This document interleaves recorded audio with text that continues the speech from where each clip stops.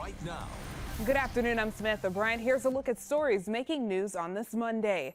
A tragic day on the job in Pompano Beach. Authorities say that a truck driver was killed after a load of steel somehow became unstable and crushed him to death.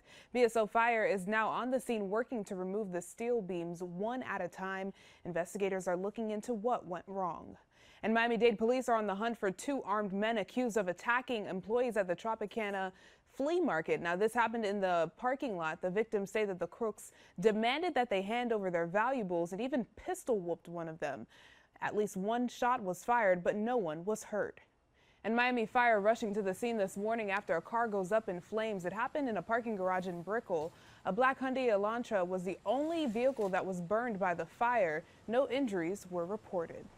Listen to Local 10's podcast, The Florida Files, wherever you are, whenever you want. Just say, Alexa, play the Florida Files podcast. Getting the latest episode of Florida Files. Here it is from TuneIn. Previously on the Florida Files. Or just ask Siri, I want to hear the latest Florida Files podcast. Here's the newest episode of the Florida Files. Get the Florida Files on Alexa, Google Home, or Apple devices just by saying play the Florida Files podcast. The Florida Files from the one and only Local 10. Democratic presidential candidate Joe Biden was in South Florida for a campaign stop on Sunday. People gathered at the Ball and Chain restaurant in Miami's Little Havana to meet the former vice president. While speaking to the crowd, he touched on several topics, including restoring the middle class, climate change, and immigration. And as breaking news happens, we have you covered on air and online. Head over to local10.com for more local news coverage and updates.